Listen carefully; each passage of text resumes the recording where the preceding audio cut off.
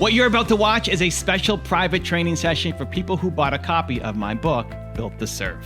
Enjoy. Hello, everybody. Every day is a great day to have a great day. Let's go. Amen. I love it. I started this group to bring some extra value to readers. You know, it was important to me that people who read the book or picked it up did something with it. You know, how many times you buy a book and just sits there on the shelf? So yes, put it on your shelf and let's go and take some action. Andrew, welcome aboard. Rocking the hat today. I like it. Andrew's in the house.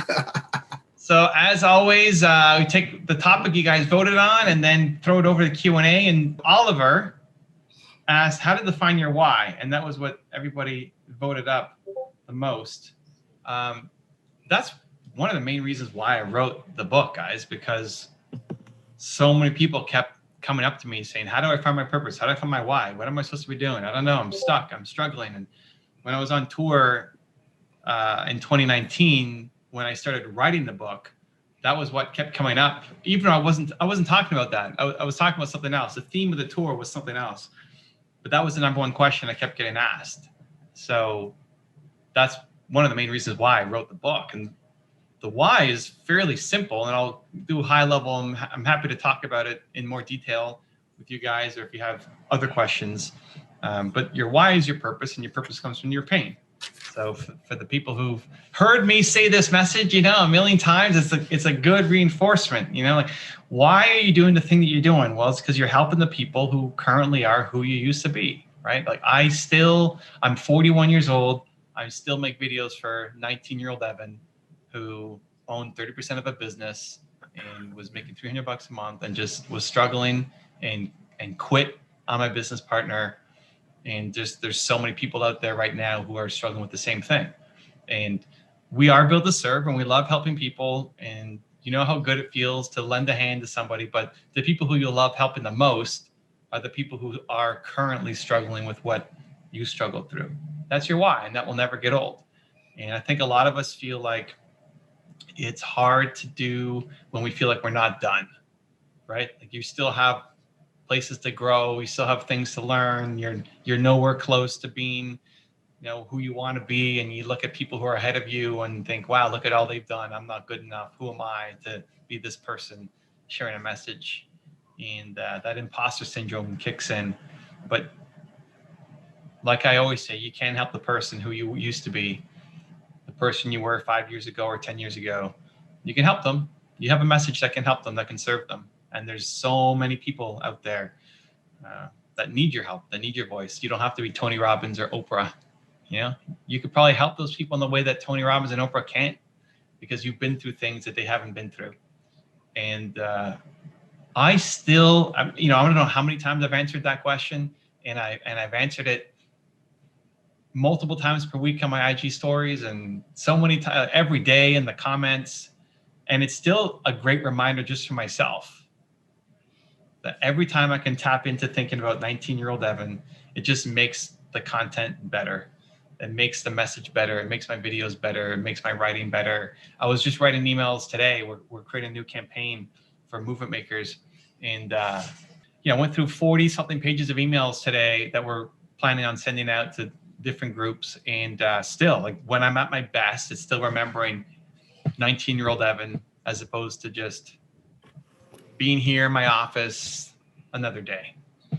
So the more you can connect back to who you used to be and the problems you faced and the struggles you were going through, the easier it is to have a more powerful message and to feel more confident and comfortable in that what you're doing is right.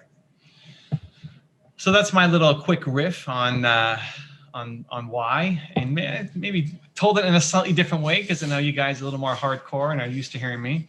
And love to throw it over to you. Questions, thoughts, how we're doing, how can I help, perspective.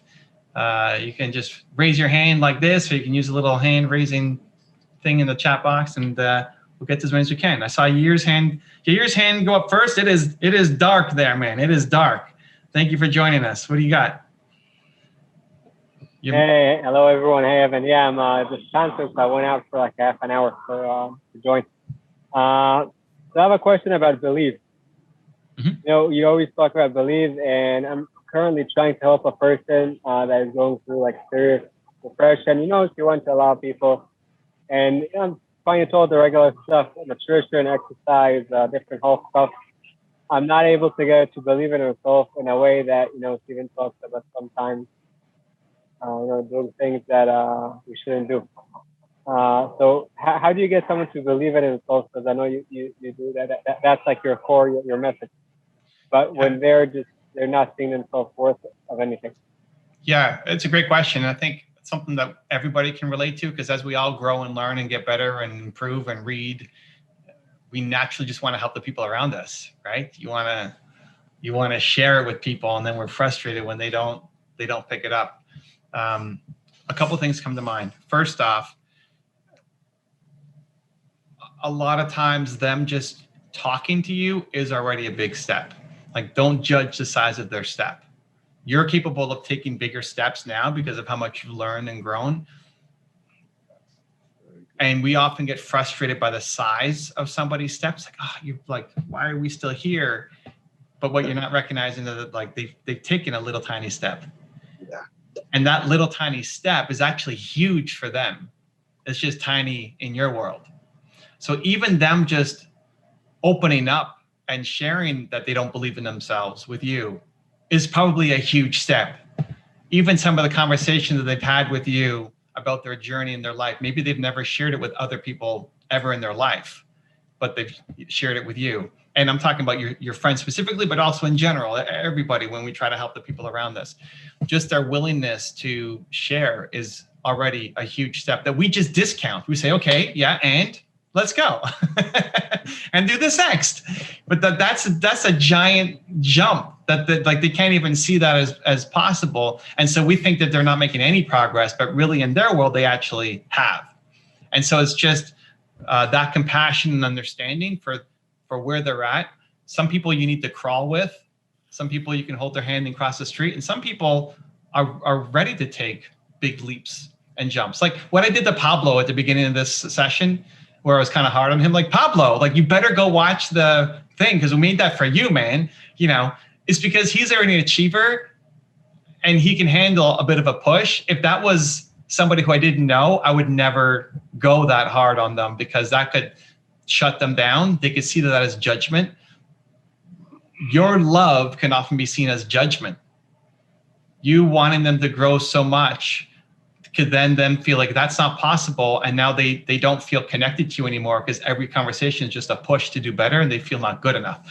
I'm not saying that's what happens right now with you and your friend, but that happens a lot, where we end up pushing the people we love most away because we just see great things for them, but they feel judged. They feel worse about themselves now hanging around you because you have expectations that they feel like they can't live up to, right? This is a big, conundrum. So step one is understanding that listening alone is tremendous value. Just listening to your friends, listening to them, giving them a chance, giving them space to be themselves and to share where they may not have been able to do that ever before is tremendous value. The next thing I'm doing is, we went over this in my, we haven't actually gone over this. We didn't do this in Mover Makers, right? How to coach the uncoachable. We never did this. No. We never went over how to coach the uncoachable. Wow. We did a 2-part series I've never done a 2-part series in Mover Makers, but we did one on coaching. Please do it. And I said an option. We guys didn't vote it up. There's an option to do a third of how to coach the uncoachable that just never got voted to the top. Anyway, okay. Well, here's a bit of a preview. The next step is to allow them to unburden themselves, that people feel so caught up in the weight of their life that they can't make any progress. They're just carrying too much on them. And so they can't go forward because they're weighed down by the past and all the decisions that they made. So they'd rather not look at it at all, which leads to tremendous lack of belief, to your question, at the top. So they need to be unburdened before they can move forward. So some of the language that I use, if you look at my homepage, you'll see some language that does not speak to achievers. Like the first thing it says at the top is, it's not your fault, right? Of course it's my fault. What? Where I'm at is my fault, right? Like that, but that's achiever talk to people who aren't achievers yet, they need to be told that it's not your fault. And the difference, how I really fought hard with that internally, like, how do I do this? Because I would have a hard time getting through to the non-achievers yet. It's not your fault, but it's your responsibility ultimately to fix it, right? Like where you're at now in life is not your fault. Stuff happened to you, okay, but it's your responsibility to fix it. And where you are right now doesn't have to be where you end up. So some of the key things that you can do instead of the push, because the push is not what somebody who is, if they're on borderline depression, a push is not what they need. That's not going to help them at all. They need compassion. They need understanding. They need a friend who's going to listen to them. They need support. They need you to lead by example. What you're basically doing is living your life and shining your light so bright, and you're looking for an opening. This is the key, because they're going to have a moment of weakness in their own insecurity. We see like, I see what Yair's doing. I see what Zane's doing. I see what Andrew's doing.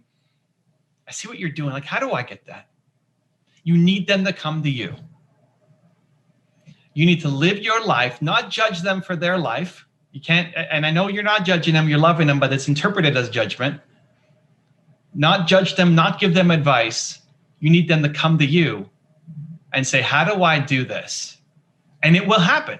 If you keep loving them, supporting them, and you keep living your life and doing the things that you're doing, there will be a moment when they come in and say, Yair, I'm stuck. How do I do that? And that's the moment that you do something. That's the moment that you not just tell them what to do, but then you do something together. You help them take the first step and realize that it's not so scary. So like, Yair, how do I make a YouTube channel? Like, let's do it together right now. Pull out your phone. Let's make a video together. Not just give them advice on like, read these 3 books and go do this thing, like an action plan that makes sense, because then tomorrow they're going to wake up and it's gone. So whatever they want to do, while you have that permission to actually do a little bit of a push, because they've asked, you do something in the moment. You make a phone call, you go to the gym, you do the video, like whatever the thing is that they're struggling the most with, you do it in the moment. And it's frustrating and requires a lot of patience, because we see them hurting and you want to help them, and you know the world that exists out there for them.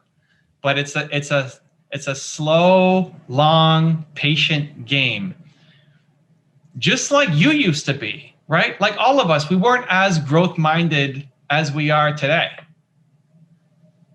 You know, you've had the good fortune over the past 5 years to learn, to study, to read, to watch videos, to go to conferences, to be around awesome people. And you've learned a lot, and you're a lot more open-minded. Like, how many people are more open-minded today than you were 5 years ago? Right? Yeah. I mean, me too. So you're more willing to take bigger steps, but earlier on you weren't. And so it's just having that patience. So that's a little preview. That's a good starting point. I went maybe a little long on that question, but yeah. I like it. I'm passionate about it. I don't know why, movement makers, you haven't voted up that topic. Come on now, we'll make it happen at some point. But anyway, I feel for you, and I felt the same thing for the people around me as well. And that's the short answer to be able to do it. Powerful. That's your next book, Evan? Maybe. How to Coach the Uncoachable. It's why I changed my entire website around. And just like last quick little story, like if you go to Brendan Burchard or Tony Robbins and people who I love, their websites, you see people dancing on stage and jumping up and down. And we love that as achievers, but to the non-achievers, they look at that and think that's some cult. You just joined some cult. You're crazy. What are you doing there? You're an adult. You don't jump up and down. Like, it's a seminar. You're going to bounce like a rock star. Like, what are you doing? You're crazy. Where I don't want to, I love talking to those people, but I want to talk to I want to solve the world's biggest problem. I have to be able to talk to everybody. And so the website, if you look at it, is designed to be able to spread that message, right? It's not your fault. Here's everything I struggled with as well. But you're talking about your YouTube channel or what? No, my homepage. Just go to my homepage, right? Another great line is like, you did the best you could with what you had. Yep. Because as soon as you judge him, you said, well, you should have done this, and you should have done that, and you should have done that. Like, I'll tell Pablo, you should have been there this morning, right? And it's fine. But I won't tell that to somebody who I don't know or somebody who is definitely on the outside, because they don't need more judgment. They already hate their own life. They don't need somebody else judging them and telling them all the reasons why, they're not winning. Anyway, that's a test. That's the taste. Amazing. That's a little taste. I'm deeply passionate about it. I love like. I'm ordering your book already. I'm ordering the book. I don't know if that's a book. We'll see. We'll have to do a movement maker session on it first. Then you got to make that happen.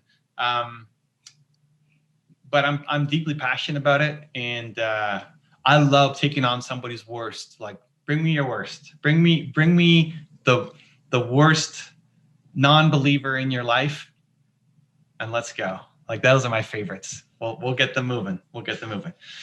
All right, let's anyway, thank you for the question here and for joining, at this late hour.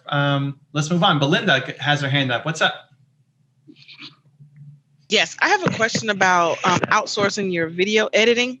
You talk about that a lot. Can you give an example of how you outsource for somebody like me? Like, I can make the videos, but it takes a lot longer to actually outsource. So what would be your advice? So we'll go over super quick. We did a whole movement makers on it that I would ask Yelena for the link back to, about system and tools, all the tools I use, how we hire, all the back end, all that stuff. But basically, I realized I suck as an editor and I didn't want to get better at it. It's like, I'm not passionate about editing. I did all the first ones, not all of them, but a bunch of them myself. My friend Mark helped me film a couple of them. But I hired a part-time editor at the beginning. I used Upwork. We still use Upwork. Most of our team is on Upwork. We'll post a job that connects to the mission. So Christina has been my main video editor for, I don't know how many years now. And when I posted it, I said, I'm looking for a video editor who believes in entrepreneurs. That was the title. Video editor who believes in entrepreneurs. And then the whole opening was just all about the mission, what we're trying to do, accomplish, why I do what I do, etc. And my goal was to weed out the people who didn't think that was cool and to weed in the people who loved it, right? So some people look at that and say, believes in entrepreneurs, that's stupid, right? Like, I'm a video editor. Like, great, like, don't apply. We're not going to have, it's not a good fit. And other people, it's like, that's amazing. I can't wait I'm going to work extra hard. And you know how little effort a lot of people put into their resumes and applications. They see video editor and boom, apply. Meanwhile, you take 5 to 10 minutes actually looking at the resume. They spent 8 seconds applying. So, you cut some of that out, and Belinda is HR specialist for everybody watching. So she knows this game very well. My editor, Christina, had Believe actually tattooed, or does have it tattooed on her arm. Before we even, not because of the company, like, she had that before we even connected, or she wanted to have Believe tattoo on her arm. I forget which one, but anyway, it's like, when she wrote her first email to me, it's like, I love this message. I love what you're doing. I gave her a trial job and she put in way more work than I asked for. I asked her to do it in my style, and she did it in my style, and then said, I did it in your style, but your style kind of isn't very good. So I did it like this. I was like, that's so much better than what I did. That's great. And ever since then, she's been on the team. Then we hired her husband, Sam. So both of them are full-time. And then we hired 2 other video editors. So we've got at least 4 editors now on the team. Yeah, so it's starting off. I love Upwork. You can use something else. Trial job, see how you work together, leading with the mission. You want somebody who believes the same thing you believe, but just has a different skill set, editing. And then normally I'll record my videos off of this camera or off of my phone, depending on the day, pop it in the Dropbox. That gets uploaded to her. She does all the stuff she needs to do, and then the team will take care of everything else. And the team right now, I mean, we've got almost 40 people on the team, so it's a machine, I guess, now running everything. But my team basically has everything ready for me in Evernote, so I know what videos I'm recording, when it's going out, what the title, thumbnail ideas are. I still have to record, but it's all set for me. I don't have to think about all of it. And then after I record, everything else is taken care of, from the editing to the publishing, the thumbnail, title. My team takes care of all of that. It used to just be Christina. So I would record and then she would edit, upload, title, description, thumbnail, etc. That was fine when I wasn't posting that much, but now we're doing 20 to 30 videos a day. So it's, it's just beyond one person to do. Yeah, so that's the process. Follow up real quick question. When you first did it, did you look at the videos? Did you watch them after she first did it? Or you just trusted that it was good to go? No, I watched it, especially if we're trying, even now we're always testing new things. And so I'll watch those ones. And I like watching the videos too, because I learn from them, like the top 10 videos are in my playlist still now, because I like them every day. I don't necessarily watch my parts back, like Espresso videos or Meant to Be Evans or whatever, because hopefully I know what I'm saying and, but sometimes I get inspired by myself too, watching it back. I go, oh, that was pretty good. Yeah, okay. I like that. But yeah, I think like anything else, you manage the process at the beginning until it's set. And then I'll often come back in. I think like most entrepreneurs, we come up with the creative ideas.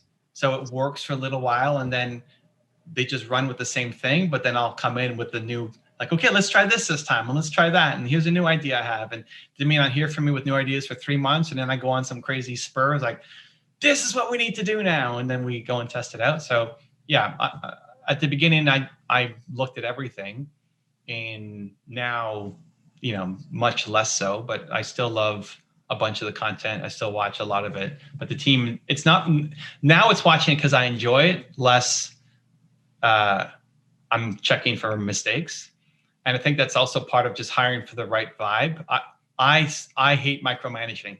So if you are making mistakes everywhere and you need to be micromanaged, it's not going to be a good fit. Right. So if you're not getting the work done on time and you need somebody hovering over you, that's not happening, because I suck at micromanaging. I love leading and guiding and mentoring and all that, but not micromanaging. So just depends on the type of boss you want to be too. Thank you. Real quick, Monique, what do you got? So this is my first one actually, so I'm kind of excited. Monique, welcome aboard. I just finished the book probably about a week ago, and I put a question in the group because I figured out my how and my what, but I'm having a really hard time connecting it to my how. I mean, my what and my who, but I can't really figure out a how that I feel like is going to be something that I can do that's going to be like career-wise. Well, what did you struggle with, and then how did you get out of it? So I've struggled with a lot. Like I can't really nail it down. Like I've had a lot of adversity in my life, mm-hmm. and my words came up as belief, tenacity, and authenticity. And then my other words were shame and comparison. And I've been in the network marketing and the sales space for probably 20 years. And that kind of is in that culture, right? So I'm trying to figure out a way to bridge my experiences to something that I really want to wake up and do, because I'm no longer at all passionate about what I'm doing. I feel like it's just something I'm doing. I'm going through the motions. And I know that I'm meant to use this. I just can't figure out how. So how did you get out of dealing with shame and comparison and guilt? I mean, a lot of self-development work and a lot of retrospection and self-realizations and a lot of taking responsibility. But I've always been kind of a driven individual. I'm one of those people that kind of the get done girl. So I have that personality behind me, and I have that little bit of strength that I'm stubborn. And I don't know if that, like you were talking before, that doesn't relate. My personality, I feel like I have a hard time relating because I'm not in that. I've never really been in the place where I've believed it's my fault. I may have felt like that, but I never believed it, if that makes sense. And listen, you don't have to target everybody. I want to solve the world's biggest problem. I have to go help everybody. It doesn't have to be for you. If you love helping stubborn people get unstuck and move forward, that could be the thing that you do. Well, I think when I look at it and I boil it down, and something that's really been kind of, and I'm not really sure how to go about it because I don't know how they work, is I'm I've always kind of been known, like you say, being a beacon. Like a lot of people will come to me because I'm very transparent, especially through Facebook, of my struggles, my life. I've been very open because I know that someone may read it and then not do something stupid or have a better day. And so I feel like this conversation isn't being had enough with women, but I'm not quite sure how to bring that out. And I don't know if a YouTube channel is better or something like a podcast would be better, or how that relates to actually having a career. I don't know that I want to go into coaching. Let's put it that way. I don't think that that's my passion. That's fine. You don't have to go into coaching. It's thinking about so, your personal development journey helped you. Amazing. There's a lot of things that you tried that didn't work, and a couple that did. There's a lot of books that you read that were kind of a waste of time, and a couple that you pulled a few nuggets out, and a couple that were amazing and worked really well for you. There are events that you went to that some worked and some didn't. As we all go on our journey, there's things that we try a whole bunch of things, and most of them don't have any kind of meaningful impact. But that's part of the journey of trying a bunch of things. And especially if you didn't have a guide or somebody helping you to say, hey, Monique, go do this thing. You could be that person for other people, where the things that work for you, people who are like you will resonate really well with it. So you can shortcut their path. Instead of it having to take 10 years to get there, you can help somebody get there in a couple months. Where you want to apply it could be anywhere. You could apply to network marketing. You can apply it to women entrepreneurs. You can apply it to teachers. You can apply it to anywhere you want. What industry are people caring about guilt and shame and comparison? Like every industry. So which one are you connected to the most? Which one do you love the most? Okay. You said you don't love network marketing. If you did, that's the angle. Well, what's funny is I don't love that part of network marketing. And that's what it is. Like, that's what's driven me away from it, is all of those things that come along with that industry that I see. Well, then be the person who, be the lighthouse in the darkness. Be the person. That's what, if you love network marketing and you love the products that you're selling and you love the companies and you would recommend the products and services to your mom because they are actually great and you use them. And the only problem is that people are comparing themselves and making each other feel guilty and living in shame, then be the change. And then you start attracting downlines who are in love with your mission. And then you train them and you help them and you coach them. So if you love helping women and coaching women, it's like you're not necessarily being a coach, but you're a leader. Right. And by helping those women who join you feel less guilt, feel less shame, feel less insecurity, feel less comparison, feel less judgment towards themselves as well as to other people, you're turning them into better entrepreneurs inside your organization. But what you're really doing is turning them into better humans based off of all of the lessons and struggles that you went through. You're now making that path a little bit easier for other people. So this is it. Like, instead of running away from the industry because you don't like how it, did we lose her? Oh, she's down there. You put your hand down and then you switch somewhere else on the screen. That's funny. Instead of running away from the industry because you don't like it, you go in and you change the industry. That's what leaders do. The section in the book about Be the Tree. Mm-hmm. I don't know if you remember that, but that's it. Like, that's what you're trying to do. And then now imagine a world. This is the Mary Kay Ash story too.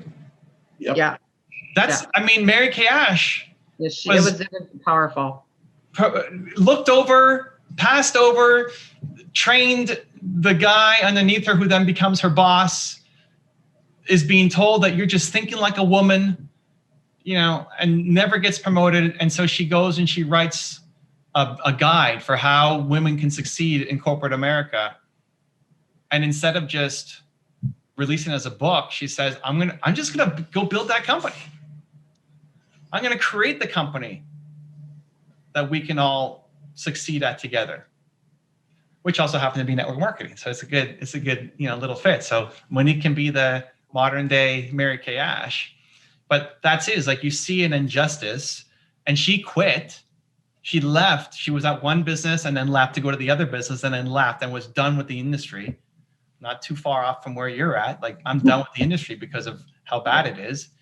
And then she came back and said, no, I'm going to change the way that it's done.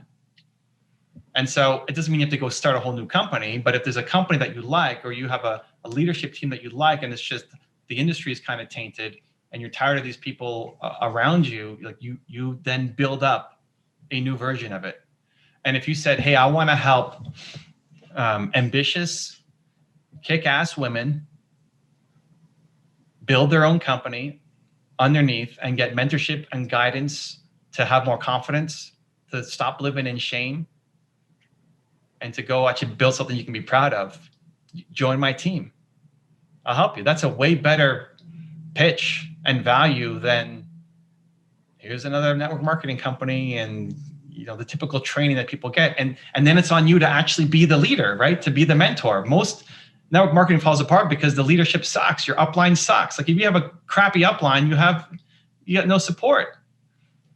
You're going to be the person who actually gives support, who trains, where people actually love to show up, not just because you're giving them sales tactics or pushing them on their quota for this month, but because you're helping build leaders in the organization.